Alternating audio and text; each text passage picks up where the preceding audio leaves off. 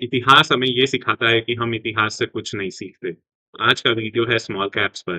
कैसा रहा है स्मॉल कैप्स का पिछले 15-20 सालों का इतिहास? क्या ये मिड कैप्स और लार्ज कैप्स से बेटर हैं? क्या आपको जो सपने बेचे जाते हैं कि स्मॉल कैप्स आप खरीदो और फिर आप अमीर हो जाओगे, उनमें कुछ हकीकत है? कैसा रहा है स्मॉल कैप्स का प्रदर्शन during Covid crisis, 2008 financial crisis या 2011 यूरो क्राइसिस के समय? आज के इस वीडियो देखने के बाद मुझे विश्वास है कि आपका स्मॉल कैप्स के प्रति नजरिया और बहुत सारा आपके मन में जो भ्रम है वो दूर हो जाएगा। So let's start. Small cap stocks, the hidden danger in uncertain times. 2008 crisis के समय निफ्टी स्मॉल कैप 250 डाउन था अराउंड 75%। कोविड क्राइसिस के समय small caps were down 60%। FI 25 correction के समय स्मॉल कैप 7.5% गिरे थे, जबकि mid caps were down by 0.5%। पिछले 20 सालों में 8 साल में स्मॉल कैप्स ने नेगेटिव रिटर्न दिया है। अंडरस्टैंडिंग स्मॉल कैप स्टॉक्स, तो सेबी के नए डेफिनेशन के अनुसार top 100 companies are large cap, उसके बाद 150 कंपनीज जो है वो मिड कैप में आए, जबकि beyond 250 companies are small caps. लेकिन पहले डेफिनेशन था कि स्मॉल कैप्स मतलब market cap less than 5,000 crore rupees, mid cap मतलब मार्केट कैप 5,000 करोड़ से 50,000 करोड़ रुपए, और उससे बड़ी कंपनी लार्ज कैप। हम इसी डेफिनेशन से स्टिक करेंगे क्योंकि डेटा इसी पे बेस्ड है। Why small caps are especially risky? Low liquidity, weak balance sheets, limited analyst coverage, high FII sensitivity, and management risk. Small cap performance every major crisis. तो 2008 का ग्लोबल फाइनेंशियल क्राइसिस के समय small caps down थे 75%, जबकि Nifty 50 down था around 61%। लगभग 15% small cap ज्यादा गिरा था।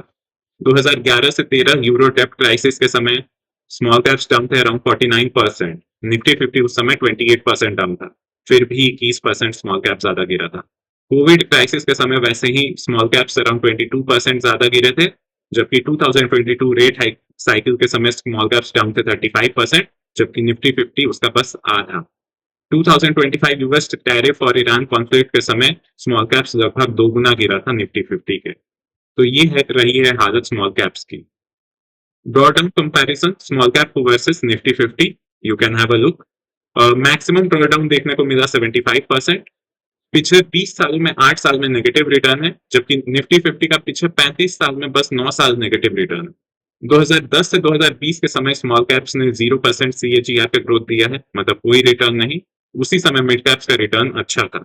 निफ्टी 50 से इसकी वोलेटिलिटी बहुत ज्यादा है, 28 to 30%, जबकि रिटर्न्स आ नहीं रहे। PE is 50% premium to historical average. We will discuss forward. The lost decade, small cap 2010 to 2020. तो ये रेड लाइन जो है ये स्मॉल कैप का लाइन है, Nifty 50 is the blue line, और मिड कैप्स जो है वो ग्रीन लाइन है। मिड कैप्स ने हर एक सेगमेंट में कभी भी स्मॉल कैप्स को आउट परफॉर्म किया है। आप कोई भी टाइम फ्रेम देख लो, 5 year, 10 year, 15 year, 20 year. Mid caps आती real risk returns with its squad. तो जबकि मिड कैप्स में आपका वोलेटिलिटी भी कम है, रिस्क भी कम है, और रिवॉर्ड भी ज्यादा मिला है स्मॉल कैप्स से। तो ये है हालत स्मॉल कैप्स की। Current crisis, US tariff war, तो यूएस ने टैरिफ इंपोज किया, एफआईआईस ने पैसा निकाला, स्मॉल कैप्स लीस्ट लिक्विड होते हैं और सबसे पहले बिकते हैं। US Iran conflict, crude oil का प्राइस बढ़ा, oil importers like India faced inflation pressure, और small energy intensive companies hurt most. अभी भी ओवर वैल्यूड है। निफ्टी स्मॉल कैप का पीई चल रहा है 26x, जबकि हिस्टोरिकल है 17x। अभी भी अराउंड 50% का प्रीमियम है यहाँ पर।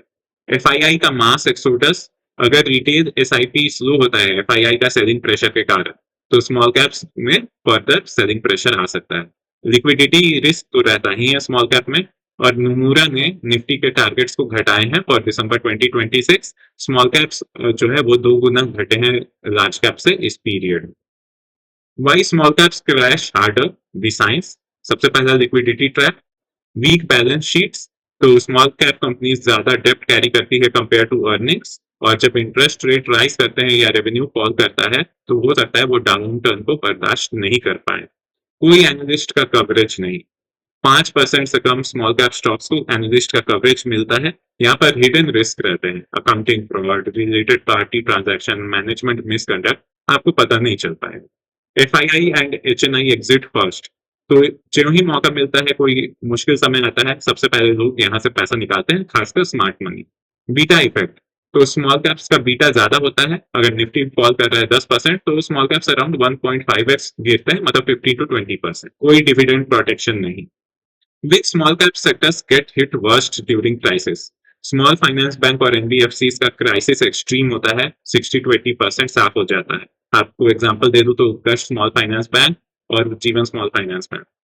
Real estate extreme, typical drawdown 65 to 85%।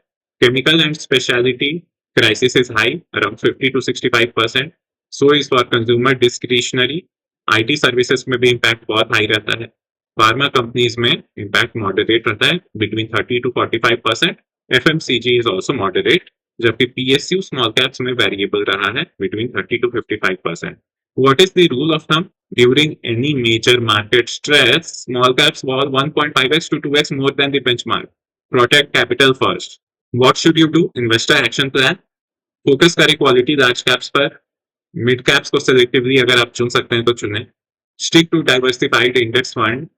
Check balance sheet quality. डेब्ट टू इक्विटी 0.5 से कम हो, पॉजिटिव कैश फ्लो हो, आरओई 15 से ज्यादा हो, कंसिस्टेंट अर्निंग्स हो, जो कि आपका मेजॉरिटी स्मॉल कैप्स तो इतने सारे ही चेक्स में एलिमिनेट हो जाएंगे। Keep allocation less than 10 to 15%। Avoid this chasing past returns. Small caps ने 67% रिटर्न दिया 2024 में।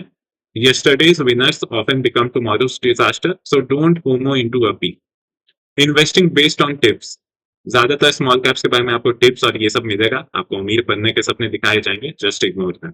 इग्नोरिंग वैल्यूएशंस, हिस्टोरिकल एवरेजेस से 50% प्रीमियम पे चल रहा है, it is not worth buying. Over concentrating in one और टू स्टॉक, कॉन्सेंट्रेशन रिस्क बहुत बड़ा होता है स्मॉल कैप्स में। एक फ्रॉड, एक रेगुलेटरी एक्शन, एक बैड क्वार्टर और आपका 40 to 60% का permanent loss. Panic selling at bottom. तो क्योंकि वॉल्यूम्स इतना कम रहते हैं और जब भी मार्केट क्राइसिस होता है सबसे पहले लोग अपना यहाँ से पैसा निकालना चाहते हैं ताकि जो भी बचत खुचा कैपिटल है वो सेफ रहे। Ideal portfolio allocation during uncertainty. अगर आप कंजर्वेटिव इन्वेस्टर हैं तो निफ्टी 50 में 50%, मिड कैप में 20%, फ्लेक्सी कैप में 15%, स्मॉल कैप में बस 5%। अगर आप एग्रेसिव इन्वेस्टर हैं तब आप स्मॉल कैप में अराउंड 15% डाल सकते हैं। Core message for viewers: in times of uncertainty, geopolitical tension, tariff war, rising crude, protect capital first. Small caps are the last place to be. Focus on quality large caps and mid caps. Let others chase excitement. You protect your wealth. The last point I would like to discuss: capital preservation is returns. A 50% loss requires a 100% gain to recover. Protect first, grow second. ये बहुत important है। तो ये है small caps की कहानी, जो शायद लोग आपको नहीं बताएं या आप हिस्ट्री में जाके नहीं देखें, लेकिन आप देख सकते हैं कि whether in terms of risk और रिटर्न दोनों नहीं ऑफर कर रहे हैं। ये so be very careful, invest wisely, आखिरकार पैसा आपका है, और may God help you gain more wealth. Thank you.